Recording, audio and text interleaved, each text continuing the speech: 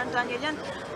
այսօր դուք կառավարության շենքի դիմաց եք, որտեղ հավաքված են բեռնատարերի վարորդները եւ պահանջում են, որ իրենց խնդրին լուծում տա։ Առավոտյան կարճ հանդիպում եղավ Գևորգ Պապոյանի հետ եւ վերջինս նշել է, որ տեղյակ են ամեն ինչից եւ լուծում են տալիս։ Արդյոք դա այդպես է եւ արդյոք այս խնդրին լուծում կտրվի ի վերջո։ Դե նախ պիտի բանը չհասներ նրան, որ այս իրավիճակին հասներ։ Աներեք, եթե լուծում տվող էին, մինչև այդ պիտի այդ հարցը լուծեին, որովհետև այդ խնդրի մասին բավականաչափ երկար ժամանակահատված այդ խնդիրը արծարծվել է, ես էլ եմ այդ խնդիրները բարձրացրել, դիմումներ եմ գրել եւ այլն, այսինքն այնպես չի, որ այսօրը իմացան, որ այս խնդիրը կա։ Այդ մեկ, երկրորդը որքանով հավատանք այդ խոստումներին, ճիշտն ասած, ես իրենց ասածներին չեմ հավատում, որովհետև մինչև այս թեմայով էլի խնդիրներ են եղել բեռնափոխադրողների հետ կապված, որոնք պատշաճ լուծումների չեն արժանացել, թե Վրաստանի տարածքում, թե Ռուսաստանի Դաշնության տարածքում։ Այս խնդիրը որքանով իրենք կարող են լուծել, շատ մեծ հույսեր ակնկալիքներ չունեմ։ Կրկնում եմ, եթե լուծող լինեին, մինչև այս պետք է այդ խնդիրները լուծեին։ Իսկ օրինակ պատգամավորները այս թեմայով ինչ-որ բան պատրաստվում են անել, որովհետև վարորդները նշել են, որ օրինակ Ղազախստանում պատգամավորները նույն խնդրով բարձրաձայնել են եւ խնդիրը միանգամից լուծվել է։ Տեսեք, ես նորից կրկնվեմ, ամենամեծ գործիքակազմը ունի կառավարությունը։ Իր գերատեսչություններով տարբեր, նախարարություններով, ի վերջո այդ հանդիպումների կամ, չգիտեմ, միջպետական այցերի տարբեր խողովակներով բանով շփումներ ունեն նախարարների հետ կամ ամենաբարձր մակարդակով շփումներ ունեն։ Ամենամեծ գործիքակազմը իրենցն է, որ իրենք պիտի անեն։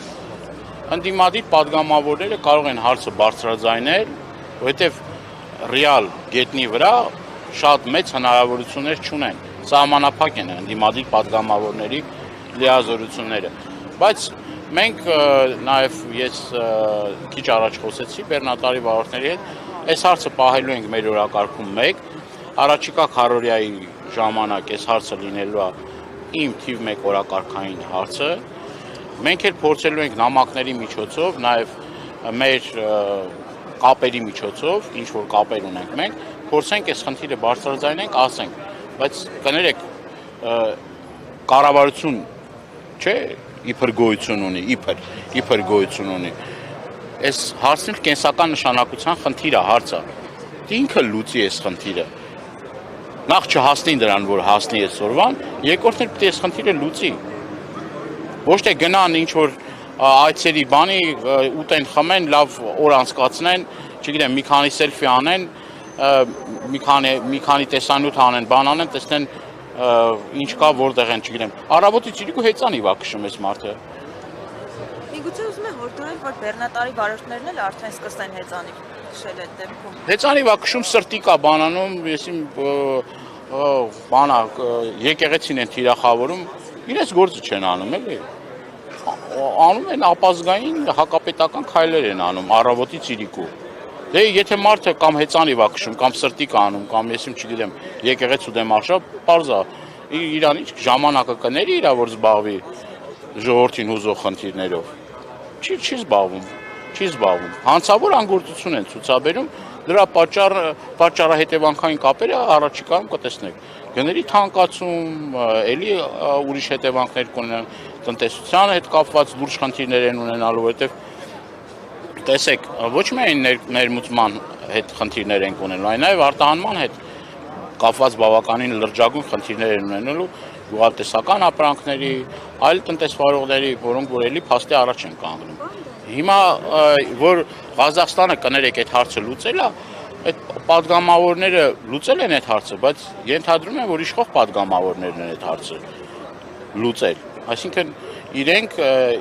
իրենց քվե տված մարդկանց խնդիրներով զբաղվում են։ Սրանք չեն զբաղվում։ Չկա նման ապրումակցում, խնդիրներին հետամուտ լինել, այսինքն այս մարդկանց թողնել բացի թողի վիճակում, որ ասեք գնացեք դուք ձեր խնդիրը վրացիների հետ լուծեք, գնացեք դուք ձեր խնդիրը Ռուսաստանի Դաշնության հետ լուծեք, բայց դուք ինչի համար եք։ Փողեր եք ստանում, պարգևատրություններ եք ստանում, չգիտեմ, օրը մեկ ծառայողական մեքենաներ են փոխում, չէ՞։ Թանկարժեք, գերթանկարժեք ծառայողական մեքենաներ են փոխում։ Միլիոնավոր դոլարներ են վատնում իրենց, չգիտեմ, կեցավայրի վրա, որ բանը կառավարական դաչաները կա, որը $5,000 ծախս են անում։ Նորմալ մարդիկ ուրախ երջանիկ ապրում են, բայց այս մարդիկ են հարկ վճարողներ, ասում են հերոս հարկատունները, հերոս հարկատունները։ Տեսնում եք, չէ՞ հարկատուներին ոնց է վերաբերվում։ Մի մասին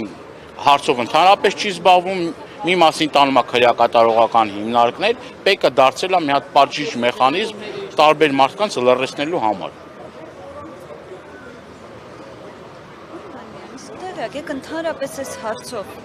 իրենք ինչ-որ դիմում ներկայացրել են, թե նաև սա կարող է լինել Ռուսաստանի հետ այս պահին իրենց լարված հարաբերությունների հետ կապված։ Ես չգիտեմ իրենք դիմում ներկայացրել են, չեն ներկայացրել։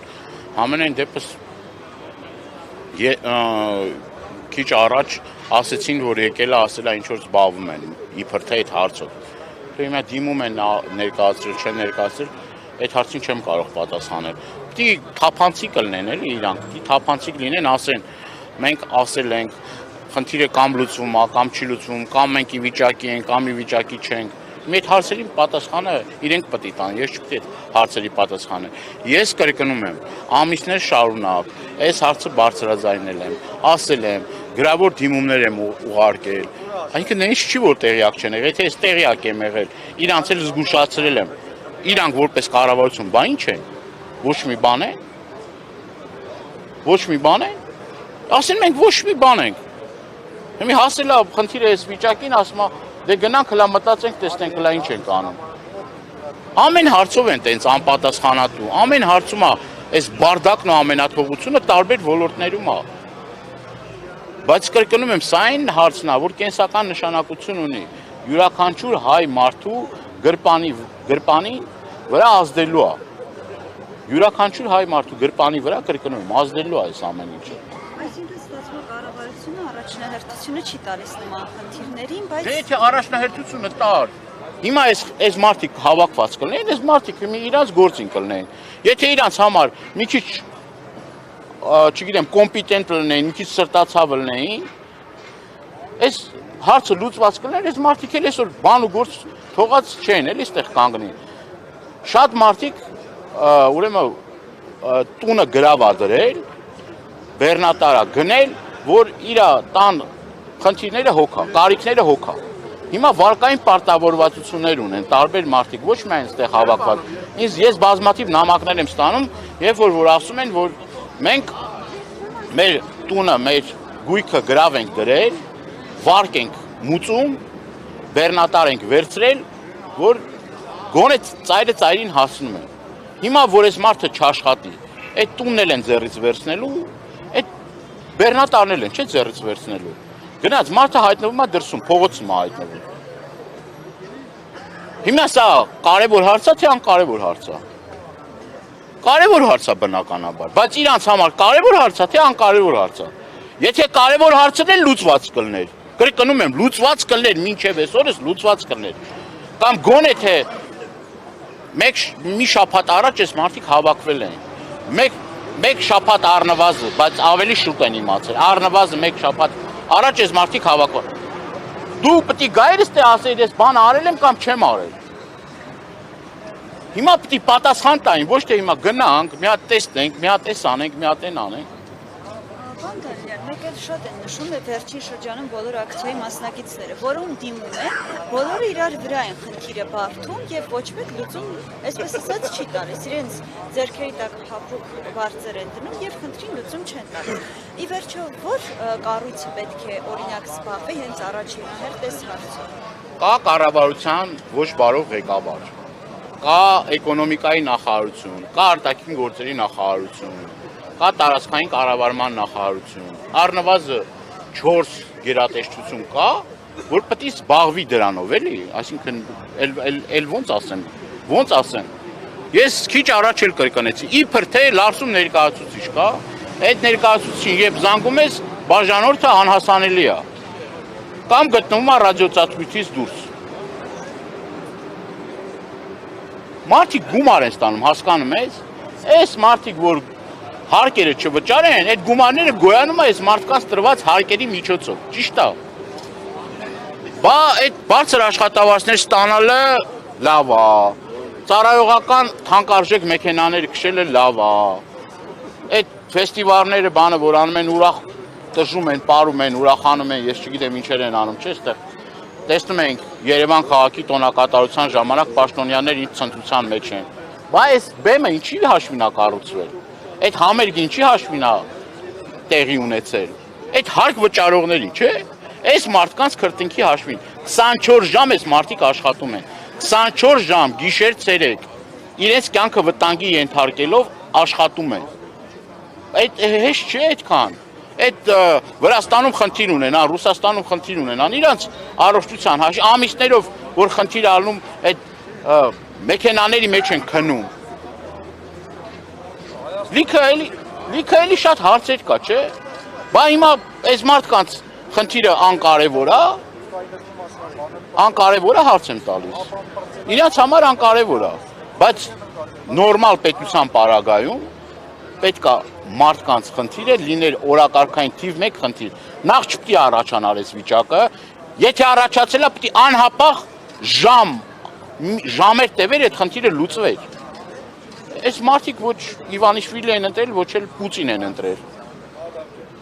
Այս մարդիկ ձևավորում են իշխանություն, ժողովուրդը, որ իրանց խնդիրներով զբաղվի։ Բա ով պիտի զբաղվի այդ խնդրով։ Ով պիտի զբաղվի։ Հայաստանի Հանրապետության քաղաքացիների հարցը պիտի զբաղվի Հայաստանի Հանրապետության կառավարությունը։ Եթե ուրիշ մարմին կա որ պիտի զբաղվի, գնան, չգիտեմ, բանակցեն ուրիշ պետություններ, ասեն պետություն չկա, կառավարություն չկա, ժողովուրդ ջան, գնացեք ամեն մեկը, ոնց որ միջև մի փորձում են մարդիկ իրանց կապերը օգտագործեն Վրաստանի տարածքում ինչ որ բեռնափոխադրումներ իրականացնել։ Խայտարակություն է։ Ես ոչ թե գույները խտացնում եմ, բան եմ անում, այլ իրականությունն եմ ներկայացնում, թող մարդիկ իրենց կարծիքը հայտնեն, ասեն։ Հիմա ինչ ասեմ ես։ Դանիելյան, այս ամենի ֆոնին վարորդները նշեցին, որ իրենց այդ տոկոսները բարձրացել են հարկերի։ Արդյոք արդարացի է այս ամենը։ Գիտեք, հարկերն էլ, տուրքերն էլ պետք է լինի ողջամիտ։ Եթե դու հարկերը, տուրքերը բարձրացնում ես, մարդկանց անելանելի իրավիճակի մեջ ես դնում, երբ որ մարդը կոնկրետ գործառույթով զբաղվում է, որ շահույթ հետապնդի, չէ։ Աշխատում է, որ շահույթ հետա։ Եթե իր առած գումարը պետք է ճանապարհներին ծախսի, պետք է անընդհատ հարկ վճարի, այդտեղ, չգիտեմ, ամորտիզացիոն ծախսեր կան, չգիտեմ, պետք է իր վարկերը մուծի եւ այլ եւ այլ։ Եթե տակը գումար չմնա, ո՞նց ապրի այս մարդը։ Նշում են, որ մեծ մասը ստացած գումարի հարկ են վճարում։ Դե բա հարկել են վճարում, անկախատեսելի բաներ էլ ալինում, չէ, ասենք նենց չի էլի որ հարած յուղի պես A կետից գնաց B կետը, վերջ այդ գումարը ծալում է ջեբնա դնում, չէ։ Տենց չի, չէ, իրականությունը լրիվ այլ է։ Իրականությունը լրիվ այլ է։ Այս դաշտում մրցակցությունը մեծ է, մարդիկ նաև ավելի ցածր գին են առաջարկում իրենց ծառայություններից օգտվելու համար, եւ մարդը պետք է եկամուտ ակնկալի, որ կարողանա իր գոյությունը պահի։ Եթե դու անընդհատ այդ հարկային բեռը ավելացնում ես, եթե իրանց խնդիրներով չես զբաղվում, եթե մարդը մի ամիս ավել չի կարողանում բեռնափոխադրում իրականացնի, բայց այդ վարկը պետք է փակի, թե չփակի։ Կամ ենթադրենք ֆիրմայում աշխատում, այդ ֆիրմայի տերը պետք է այդ գումարը կարողանա այս մարդուն տա, թե չտա։ Կամ եթե այդ մարդը իր բեռնատարով է բեռնափոխադրումներ իրականացնում, նենց չի, չէ, ես 90% ավել մարդիկ այդ բեռնատարները գնել են վարկային միջոցների օգտվելու հաշվին, այսինքն վարկ են վերցրել, որ բեռնատարը գնել են։ Այդ վարկը պետք է փակի, թե չփակի։ Հիմի գան տունն էլ ձեռից վերցնեն, բեռնատարն էլ ձեռից վերցնեն, պետությունն էլ ասի, վայ, այս ինչ լավ է, ես գործ չունեմ, դրա հետ թող գնային ոնց ուզում էին անեն։ Պետության պոզիտիվ պարտականությունն է բոլոր պայմանները ստեղծել, որ մարդը խնդիր չունենա։ Այլապես այս մարդիկ կլինեն էլի կառավարությունում, չէ, ասենք, իրանք էլ բան չէին անել, ասենք, չգիտեմ, էլի, բայց ինչի համար է կառավարությունը։ Հա կառավարություն դրա համար է, որ չհասնի նախ այս վիճակին, երկրորդը այս մարդկանց խնդիրները արագ օպերատիվ լուծում տրվի, բայց ես այդ օպերատիվությունն էլ չեմ տեսնում, ես չեմ էլ տեսնում, որ օրինակ ոնց կարելի է մարդը պատկերացնի, որ այս վիճակում է հայտնվելու իր քաղաքացին եւ ամիսներ շարունակ միջոցներ չձեռնարկի։ Հազարավոր մարդիկ կան փող են ստանում, ես չգիտեմ, պրեմիա են ստանում, գումար են ստանում, որ այս խնդիրները լուծեն, բայց չի լուծում էլի, չի լուծում, չեն լուծում։ Պարոն Դանիելյան, մի հարց էր կապված նրա հետ, որ այստեղ վարորդները նշեցին, որ ընդգծված վերաբերմունք են նկատում հատկապես հայ վարորդների նկատմամբ եւ նույնիսկ շատերը նշեցին, որ դա պատերազմի պարտության հետ կարող է կապված լինել։ Դուք ինչ կասեք այդ մասում։ Պարտության հետ էլ է կապված, կառավարության ղեկավարների հարաբերությունների հետ էլ է կապված, այսինքն եթե տվյալ երկրի ղեկավարը լավ հարաբերություններ չունի, գործընկերային հարաբերություններ չունի, փոխվստահելի հարաբերություններ չունի, բնականաբար վերաբերմունքը փոխվում է այդ կառավարության նկատմամբ, ոչ թե մեր ժողովրդին, դա առհասարակ մեր ժողովրդի հետ կապված նաև վերաբերմունքի փոփոխություն ենք տեսնում այլ երկրներում, մասնավորաբար Վրաստանում, Ռուսաստանում եւ այլն։ Բայց կրկնում եմ, առաջին հերթին դա կախված է հարաբերություններից։ Եթե դու քայլեր ես ձեռնարկում եւ այդ քայլերի արդյունքում հարաբերությունները վատթարանում է տվյալ երկրի հետ, բնականաբար դա անդրադառնում է այդ երկրի քաղաքացիներին։ Հիմա ես ամիսներ շարունակ Վրաստանի հետ կապված բեռնափոխադրողների խնդիրները բարձրաձայնել եմ։ Ասում եմ հանդիպել են։ Ասում եմ, որ հանդիպել ես։ Լուծում տրվել է այդ հարցին։ Բերանը ջուր արել, նա կանգնել է, ասում եմ։ Այսինքն այդ հանդիպումները պետք է արդյունք ունենան։ Եթե արդյունք չկա, ուրեմն այդ հանդիպումը, այցերը, բանը զրո արժեք ունի։ Զրո արժեք ունի։ Հանդիպումները արդյունք է ունենում, երբ որ մարդիկ խնդիր չեն ունենում։ Այդ ժամանակ արդյունք ունենում է։ Եթե խնդիրները ավելանում են, նշանակում է, որ դու ոչ մի բան չես անում։ Ու դու ոչ փոխվստահելի ես, ոչ քեզ հարգում են, ոչ քեզ բանի տեղ են դնում, ու քաղաքացիները կանգնում են սենց անելանելի իրավիճակի առջև, ոնց որ հայտնվել են։ Ու հիմա չի այս խնդիրներն առաջացել։ Կրկնում եմ, տևական ժամանակ այս խնդիրները առաջանում են։